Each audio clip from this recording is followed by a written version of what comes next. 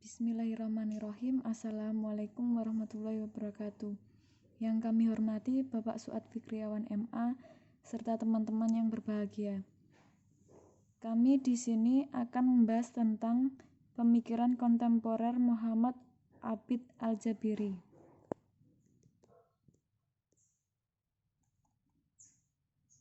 Yang pertama, biografi Abid Al-Jabiri. Muhammad Abid Al-Jabiri adalah seorang filsuf Arab kontemporer yang lahir di Fiji, Maroko pada tanggal 27 Desember 1936 dan wafat pada tanggal 3 Mei 2010. Pendidikan dimulai dari sekolah dasar pada tingkat madrasah ibtidaiyah di Burah Wataniyah. Setelah lulus, Al-Jabiri melanjutkan pendidikan di sekolah menengah pada tahun 1951 sampai 1953 di Casablanca. Pada tahun 1958, beliau memulai pendidikan filsafatnya di Universitas Damaskus, Syria. Al-Jabiri menyelesaikan program masternya pada tahun 1967 dengan judul Tesis Falsafah Al-Tariq Inda Ibni Khaldun, dan beliau juga mendapat gelar doktornya di Universitas Muhammad V Rabat di Maroko pada tahun 1970.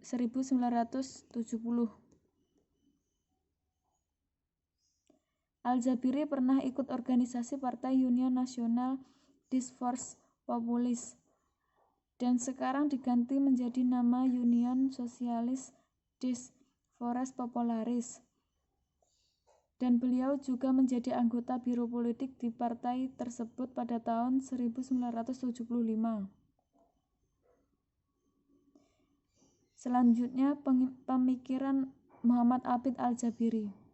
Yang pertama, Turath dan modernitas. Yang kedua, kritik nalar Arab. Yang ketiga, epistemologi. Ini yang A, Turath. Kata tradisi diambil dari bahasa Arab, Turath. Tetapi di dalam Al-Quran tidak dikenal Turath dalam pengertian tradisi kecuali arti peninggalan orang yang telah meninggal. Karenanya, yang dimaksud Turath atau tradisi menurut Al-Jabiri adalah sesuatu yang lahir pada masa lalu, baik masa lalu kita ataupun masa lalu orang lain. Masa lalu itu jauh atau dekat dan ada dalam konteks ruang dan waktu. Tradisi adalah produk periode tertentu yang berasal dari masa lalu dan dipisahkan dari masa sekarang oleh jarak waktu tertentu. Menurut Al-Jabiri, tradisi Turath adalah sesuatu yang hadir dan menyertai kekinian kita, yang berasal dari masa lalu, atau bisa dikatakan segala yang secara asasi berkaitan dengan aspek pemikiran dalam peradaban Islam, dimulai dari ajaran doktrinal, syariat, bahasa, sastra, seni, kalam, dan tasawuf.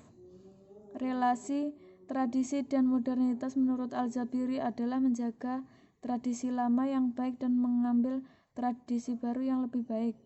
Artinya, tradisi itu direkonstruksi dengan menginteralisasikan pemikiran-pemikiran kontemporer. Menurut Al-Jabiri, tradisi atau Turath dilihat bukan sebagai sisa-sisa atau warisan kebudayaan masa lampau, tetapi sebagai bagian dari penyempurnaan akan kesatuan dalam ruang lingkup kultur tersebut, yang terdiri atas doktrin agama dan syariat, bahasa dan sastra, akal dan mentalitas, harapan dan harapan. Yang B, modernitas. Gagasan modernitas bukan untuk menolak tradisi atau memutus masa lalu, melainkan untuk memperbarui sikap serta pendirian dengan mengandaikan pola hubungan kita dengan tradisi dalam tingkat kebudayaan modern. Konsep modernitas adalah dalam rangka mengembangkan sebuah metode dan visi modern tentang tradisi.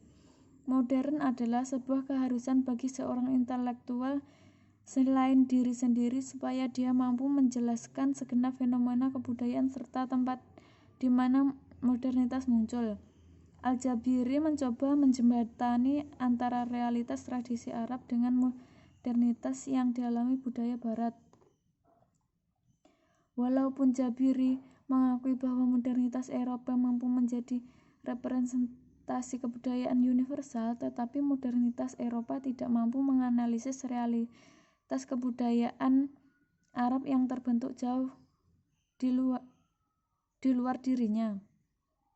Menurut konsep modernitas, pertama dan paling utama adalah dalam rangka mengembangkan sebuah metode dan visi modern tentang tradisi, karena modernitas adalah upaya melampaui pemahaman tradisi yang terjebak dalam tradisi ini untuk mendapatkan sebuah pemahaman modern dan pandangan baru tentang tradisi. Gagasan kritik nalar Arab.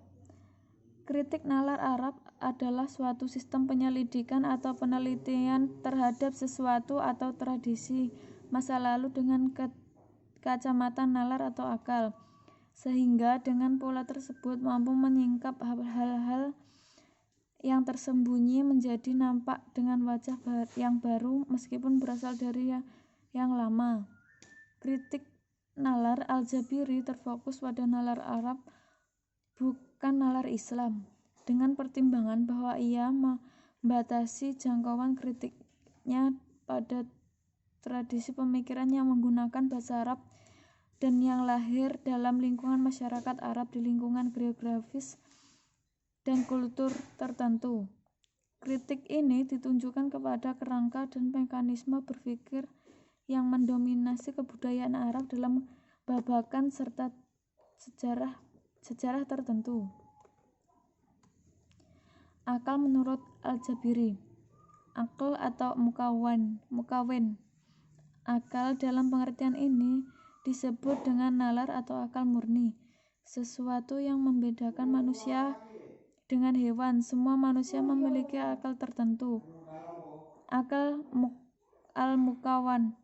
Akal dalam pengertian ini disebut nalar atau budaya, yaitu suatu nalar yang dibentuk oleh budaya masyarakat di mana seseorang tersebut hidup atau menetap. Epistemologi Abid Al-Jabiri. Epistemologi bayani, yaitu pola pikiran yang bersumber dari nas, ijma, ijtihad, dan ilmu bahasa Arab. Pemikiran Al-Jabiri ini adalah batil baik secara syariat atau akal yang berimplikasi pada penyamaan ilmu wahyu dan ilmu manusia yang menghilangkan sifat rabbaniyah dari ilmu-ilmu Islam yang menganggapnya hanya sekedar bahasa saja. B. Epistemologi burhani.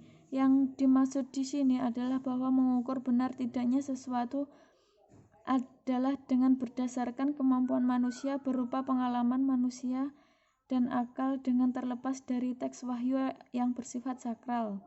Sumber epistemologi ini adalah realita dan empiris.